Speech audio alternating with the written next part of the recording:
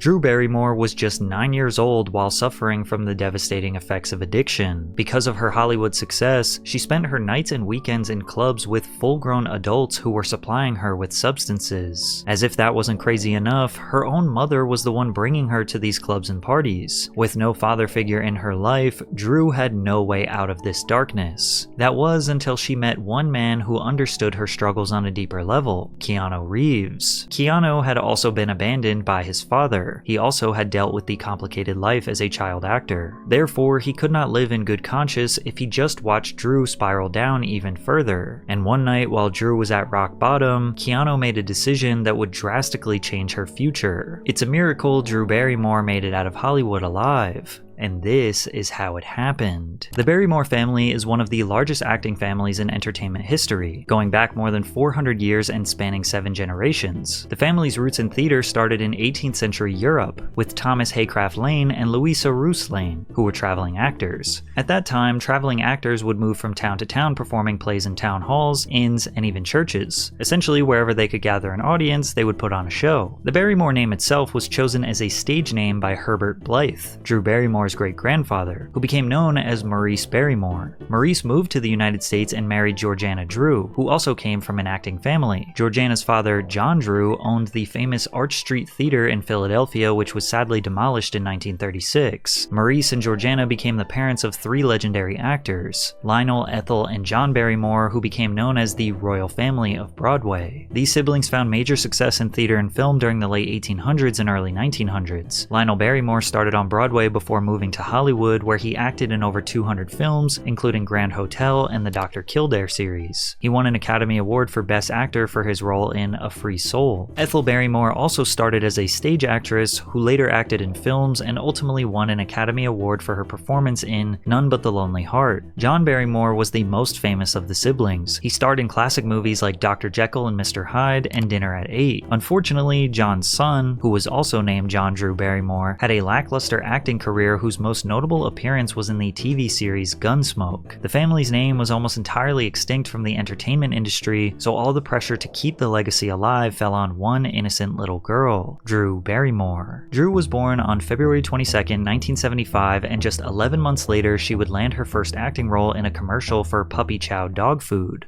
This is a baby, and this is a baby. They both have special nutritional needs.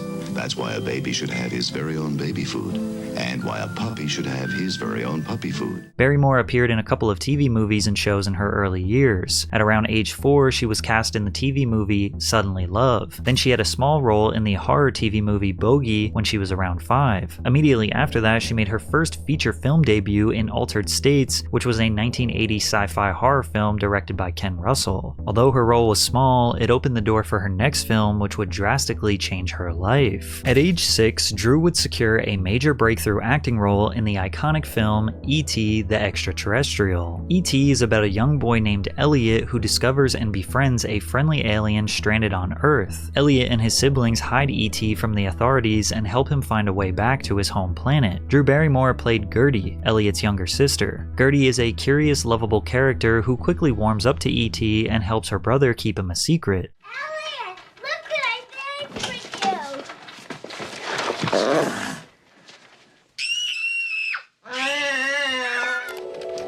Is he a boy or a girl? He's a boy.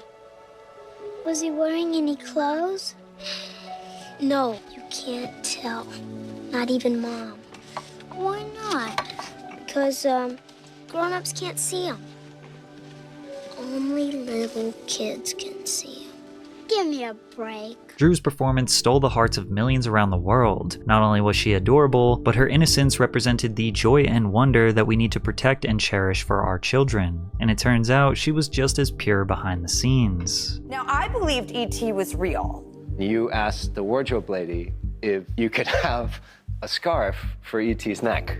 because he was going to get cold. In June of 1982, E.T. became an instant classic after it grossed a whopping $800 million worldwide on a $10 million budget, which made it the highest grossing film of all time, and held that record for about a decade until it was broken by Jurassic Park. But before we dive deeper, a quick word from today's sponsor. Underdog is the place to play if you're a fan looking to cash in on all of your favorite athletes' performances. Just call your shot by picking higher or lower on 2 or more players' stats for a shot to win real money. Underdog is available in over 30 states, including California, Georgia, and Texas. Here are my picks for this week's games. New customers can pair my picks with this Steph Curry free pick. All he needs is 1 point to win. Underdog will have promos throughout November with something big dropping the week of Turkey Day. Use promo code PatrickCC and get up to $1,000 in bonus cash when you make your first deposit. Download the app today and turn every bucket into a W with Underdog. Drew Barrymore had a more successful career than 99.9% of actors before she barely even had a conscious mind. She was what people call today a Nepo baby. And while that may sound like a negative connotation, nepotism is actually a convoluted subject when you break it down. People often said that acting was in her blood or that she was born to act, meaning that she essentially inherited this amazing window of opportunity built off the hard work of her ancestors. Which is good, but that would also cause some people to hate her because there are so many actors that won't ever get the same chances or opportunities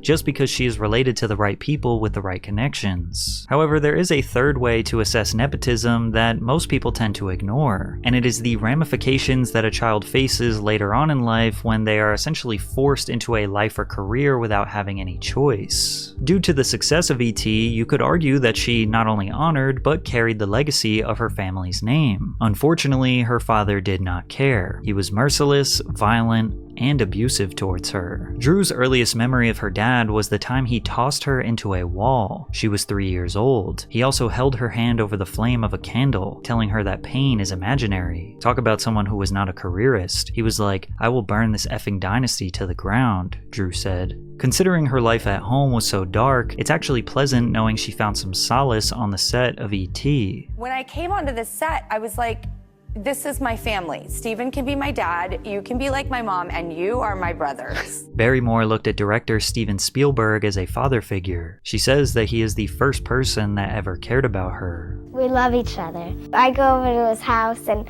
we play games and we see each other a lot and we're still best friends. Yeah, he's like the first person I knew cared. Now, some people might think it could have done additional damage that Spielberg was kind of like a father figure, but not an actual father. So once it was time for him to move on with his career, he wouldn't be able to provide or care for her like he was when she was on the set of E.T. But Drew says this was not the case. But isn't it sad when you look back at it? You had to look towards Steven Spielberg, the producer or director of the movie, for a father figure. What? Who better? Is it a good thing? Yeah, it's a great thing. And by the way, but didn't it crush you when he wasn't available to you? When Steven Spielberg becomes your father figure and he's not really your father, and then you go, "Where's Steven? I need him." He was never unavailable to me. After E.T., her child acting career skyrocketed. Steven then took Drew to Saturday Night Live, in which she became the youngest host in the show's history. Relax, kid. You're gonna be just fine tonight. Hey, come on. Can I get you a glass of milk, honey? Milk? I'm a Barrymore. Get me a drink and make it a double. If only they knew that "get me a drink and make it a double" wasn't exactly a joke. Sadly, at just 9 years old, Drew Barrymore's battle with addiction had begun. Her mother Jade got divorced from Drew's father and started solo parenting, which led to her mother taking Drew to the famous New York nightclub Studio 54. This club was highly exclusive, reserved for Hollywood elites to indulge in substances and animalistic fantasies. From the age of 8, Drew called herself a party girl, going out with her mother and her mother's friends to up to 5 times a week. "I had a mom, but she was more like my best friend," said Barrymore. "She was like, 'Do you want to go to school and get bullied all day? Or do you want to go to Studio 54? And I was like, "Yes, absolutely." In Drew's 1990 book called Little Girl Lost, she describes what it was like to go to Studio 54. And there was nothing as invigorating as walking in and being engulfed by the thud of blasting music and the swirl of flashing lights. It was Disneyland for adults. only I got to be a part of it. We went out pretty regularly, sometimes once a week and other times up to 5, but nothing was ever enough for me. Being the youngest person at every party spoiled me. People treated me like a little toy, always telling me how cute I was, patting me on the head, or giving me a playful squeeze. However, since I was dependent on my mom, I couldn't always go when I wanted, which was all the time. This led to numerous arguments. I'd want to go out and party, my mom would want to stay home. I'd storm out anyway. She tells stories of using her little girl charm to convince grown men to give her alcohol. "Can I have a sip of your beer?" I asked. "Yeah, sure," he said, handing me the bottle. I'm sure he thought it was cute to give a little kid a sip of beer, but I quickly downed the remainder of his bottle. "Hey, I said a sip," he said, taking the empty from me. "Sorry," I shrugged coyly. "That's okay. You know, you just gave me my first beer," I said. "Really?" he said. "Cool." Well, I had grown up very fast, and it's not very normal to see a 9-year-old at a big Hollywood party drinking. And it looks a little weird, and people were laughing and just saying, you know, "I dare you to do this," and I did, and I got really drunk, and it was such a scary, frightening feeling, yet it was such an escape from everything else in the world that I had a very liking to it. It's important to know that Jade did not encourage, nor did she really know that Drew was drinking alcohol, because Drew did everything she could to hide it. Then again, she wasn't really supervising Drew either. Like, what do you expect to happen when you bring a kid to bars and parties surrounded by adults multiple nights per week? Eventually, they're gonna get curious and want to try that drink that every adult around them is indulging in. So you started drinking at 9? To prove a point, or to feel good, or to get drunk, or what? Well, I didn't really know. I mean, when I was 8, I had had 2 glasses of champagne, and boom, I was like tipsy and, you know, bubbly in the life of the party. And I felt so good. All my problem had seemed, you know, to disappear for that hour that I was out of it. And I didn't realize that until I was 9 and I started casually drinking and realized, Where would you get alcohol from at 9? Parties, friends, bars, clubs. What were you doing at bars at 9? A lot of the time it was for parties that I was invited to. A lot of the time I would walk up and they would be like, "Oh, it's little Drew Barrymore. Come right in, good publicity," you know? Even though Drew was excited to participate in the adult party scene, even she knew something was wrong with her circumstances. She was desperate for more strong male figures in her life, and luckily in 1986, she would meet one, and his name was Keanu Reeves. Drew landed a lead role in a made-for-television Christmas musical called Babes in Toyland alongside Keanu. Obscure masterpiece, Babes in Toyland. Sometimes obscurity's good, but there was a good heart in that piece. We had so much fun making it. It was crazy. And Richard Mulligan, Jill Sholin. Babes in Toyland was about a young girl named Lisa who was transported to Toyland, a magical place under threat from the villainous Barnaby Barnacle. With the help of her new friends, Lisa goes on an adventure to save Toyland and restore holiday cheer. The movie received largely negative reviews, but Drew is grateful this film brought her and Keanu together. I feel like I would look around and see the behaviors of the people that I wanted to be like one day, and they were always the kind, humble, gracious, hardworking, lovely examples. You are so that. I don't know. That's kind of you to say that. Kind of you to say. I mean, I love what I do, right? I mean, I love acting. I like rolling up the sleeves. I like going to work, and we ain't doctors saving lives, you know? But we can change lives. We can help, you know? Now, Keanu is extremely humble. He doesn't take credit for the compliment and tries to just move past it and start talking about acting. But Drew wasn't complimenting him about his acting. And he knew that. He knew that she was talking about him being a positive role model for her, who at the time was a troubled child. And despite Drew recognizing that Keanu could be a positive figure in her life, they had no means of remaining in contact. But little did she know he would be there for her again at her lowest moment. Drew's alcohol use was not exclusive to party nights out with her mom. After school and on weekends with friends, she did everything she could to get loaded. By the time Drew was 11, she and the oldest boy had graduated from what they considered to be boring childish games to more mature activities, like raiding raiding his parents' liquor supply and drinking themselves into a stupor that had them sleeping away the better part of the next day. By 12, they added pot smoking and were getting stoned as often as possible. Drew even experimented with cocaine at age 12. Probably was one night, I usually got to a point where I couldn't do anymore, or I didn't want anymore. Usually I stopped after a while. But one night I just kept going and going and going, and nothing, I was partying for like 10 hours straight, or 12, 15 hours straight, and I just didn't stop, and I just like went black for a long time, and it was really scary. And I became a blackout drinker. Naturally, you're probably wondering, how did it get this bad? Where was her mother? And how was Drew even able to hide this from her? Well, you have to remember that it was the 80s, where it wasn't uncommon for children, even as young as 8, to roam about in their neighborhoods with friends all day and return home in the evening. They had more independence, but instead of playing on the playground or riding bikes, Drew was smoking cigarettes and drinking beer, and Jade was not supervising or guiding her. And where were you when she was going to parties and bars at 9? I was never with her at bars at 9, but I would go with her to parties. There were a lot of industry functions and then private social/business functions. And when we got there, we would stay together for time. Then she would go her way and I would go my way.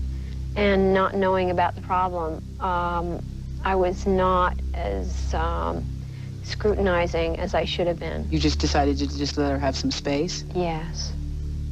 9 or 10, that's exactly the age where you need some guidance, some definition, you don't need a parent to back off and give you space at 9 or 10, especially if you were where Drew was at that time. Part of it was the fact that I didn't have a dad. I felt like my mom was abandoning me because she was always off at work. And to get a glimpse at what lying to her mother might look like, here is Drew at 12 years old on national television using her charm to lie to Joan Rivers about her partying at the Helena nightclub. So, gonna be 12, but you go out late at night. I saw you, Drew Barrymore, cha-cha-cha, at Helena's at like midnight. Really? Oh, okay. Now see, there's an explanation. Okay, see, Helena, I really don't go to clubs. I mean, people think, oh yeah, she's like she goes out every night. That is not true. See, Helena is my godmother, so I like to visit her every once in a while. Very seldom, but I mean.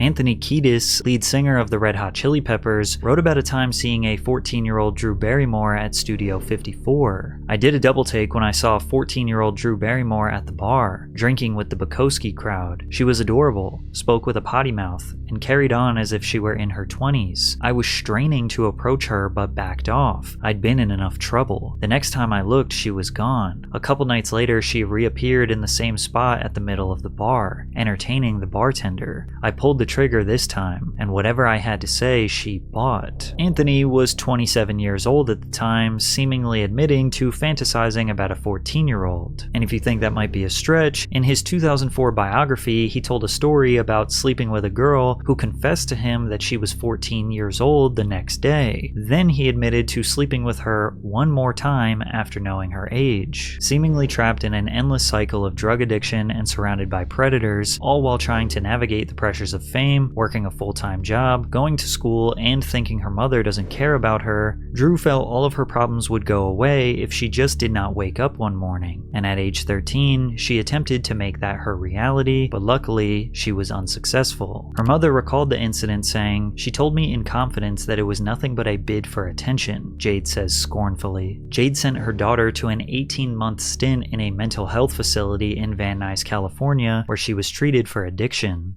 And when you go through those 2 doors, you do not come out. And I was there for a year and a half. I hated it. I kicked, I screamed.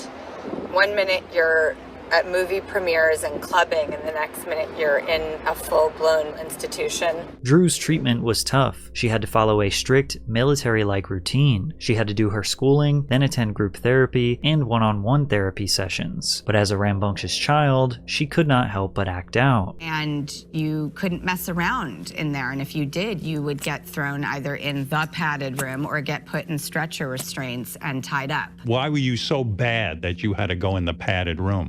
I grew up, with like the Go-Go's and Wendy O. Williams and Blondie and all these like badass chicks, and I just sort of would like, you know, channel my inner riot girl. And I, you know, some days it was really funny. I would rile up all the girls and I'd be like, listen, this place, these people don't care about you. Let's fucking show them, all right, everybody. I would totally rile the entire joint up. At first, Drew hated that her freedom had been stripped away from her, but then she gradually started to come around to the idea that she was getting the help that she desperately needed. From there, she began to confront her addictive behaviors and her underlying childhood trauma. It was the institution that suggested she legally separate from her mother and be declared an adult at 14. Barrymore says the experts there believed that if she were to go back out into the world, she'd be better off on her own. Just at the age most kids become freshmen in high school, Drew was living on her own in LA as a 14-year-old legal adult. When I first lived in my apartment, that I was so scared, and the truth was is that I would let the laundry and dishes and everything pile up. I didn't know how to clean. But this was where I learned how to take care of myself. You know, the books were the school, and this was like the domestic journey of learning how to live on your own. Kids don't know how to take care of themselves until you teach them. Drew had incredible resilience. Unfortunately, word had spread throughout the industry that she was a drug-addicted lost cause, and nobody wanted to hire her for more acting roles. They just wrote me off as damaged goods, and I, sadly, understood that. Drew remained on the straight and narrow for 6 months, working at a coffee shop and trying to assimilate back into the real world. Sadly, she slipped back to her old ways. Right, and on my 6-month day, I celebrated by getting loaded. Yeah, really, way to go, Drew.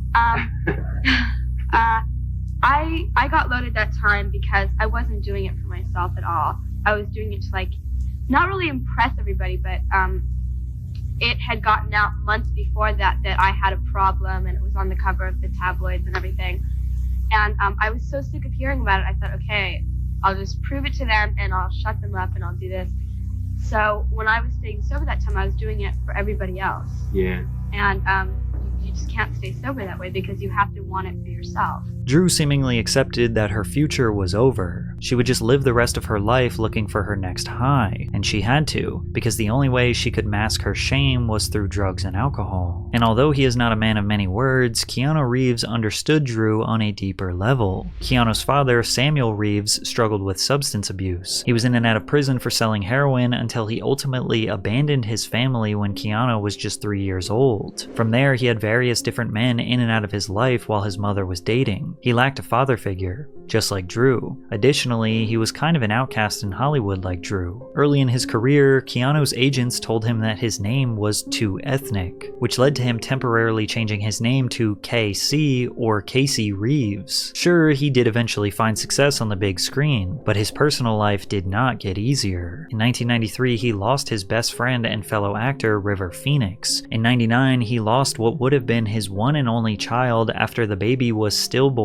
8 months into his girlfriend's pregnancy. Although he and his girlfriend separated, they remained good friends, and she tragically passed away in a car accident less than 2 years after they lost their child. Keanu had every reason to be spiteful, angry at the world, and spiral into darkness. And despite all of these tragedies that weren't his fault, he somehow remained humble, kind, and caring for others. Although he gets praised for gifting his stunt crew custom Rolexes, gifting motorcycles to fellow cast members, or taking multi-million-dollar pay cuts to save films, he shows his true character through small acts of kindness, like showing up to his fans' weddings, giving his seat up to a woman on the subway, spending time with homeless people on the street, or taking time to speak with and listen to his young fans. So while seeing Drew at her lowest moment, he knew it was time for him to do something. On her 16th birthday, while Drew was in the club partying, Keanu Reeves tapped her on the shoulder. He was about to change her life. I was at this club, and it was my 16th birthday, and you came in, and you walked in, and you grabbed my hand, and you took me outside. You put me on your motorcycle. Oh my. And you took me on the ride of my life, and I was so free. I was such a free human being. It was just this moment where I just remember loving life. I hold it so dear because the older we get, the harder it is to get to that feeling. Keanu and Drew raced through Los Angeles on a motorcycle, giving her the feeling of freedom and bliss while being protected by someone she knew genuinely cared about her. The reason I love Your Reputation so much is because I want to live my life by that. Is to be a good person, like at my job, with my kids, with my friends, in no such order. But there's a problem I have with rebellion and authority. No, rebellion is good. It is? It is, of course. You can't just kick out rebellion. Rebellion is usually a thoughtful gesture. Even though it feels so impulsive? Yeah, but it feels good. Yes, it does! And if you're barking and, it depends on what you do with your bite. Drew saw life in a whole different perspective. She realized that giving in to her addictions is not rebellion. That is surrender. Alcohol and partying was tying her down, not freeing her. Keanu was living proof that you can overcome your trauma. And after that night with him, she had to ask herself, am I gonna get back into acting and get my life together? And I had to ask myself, did I really want to fight and prove to myself that I wanted to be here? And the answer was a really genuine yes. It was my love. It was my passion. It's what my family has done since the silent films and theater and into the talkies. I feel a genetic, cosmic pull, and I love storytelling, and I love it. And that was a really cool revelation for me, that I love what I do and I'm not doing it for anyone else or for the wrong reasons. From there, Drew slowly started to rebuild her acting career, landing a role in the film Poison Ivy at age 17. Although the movie wasn't a blockbuster hit, it proved she could focus, stay clean, and work in the industry. Many of her roles for the next few years were smaller, lesser-known films. She focused a lot more on producing and writing, seeing as working behind the scenes was more manageable and creatively stimulating for her. And whenever times got tough, she thought back to people like Keanu. Until now, we have both had the privilege and fortune to keep going. Yeah. And what a gift and a blessing that is. Yeah. Drew went on to have a spectacular career, landing prominent roles in blockbuster hits like Batman Forever, the horror classic Scream, Never Been Kissed, Donnie Darko, Charlie's Angels, Confessions of a Dangerous Mind, 50 First Dates, Fever Pitch, and countless other hits. In 2009, she delivered one of her most praised performances in the HBO film Grey Gardens, earning a Golden Globe Award and a Screen Actors Guild Award. This highlighted her versatility and growth as an actress over her 30-year Hollywood career. Drew continues working in front and behind the camera, but has ultimately settled into becoming a full-time mother and talk show host with her very own show called The Drew Barrymore Show, which is currently on its 5th season. Now, there are many factors that led to Drew surviving the depths of addiction and the ramifications of a terrible childhood. And let's not minimize the lifetime of hard work that she put in to overcome her setbacks. But Keanu's actions started a butterfly effect of her becoming the prosperous and gracious person we know today. You never know what somebody else is going through. And even if you think you do, simply the smallest act of virtue can drastically change the outcome of their future. So next time you have a chance to act, ask yourself, what would Keanu Reeves do?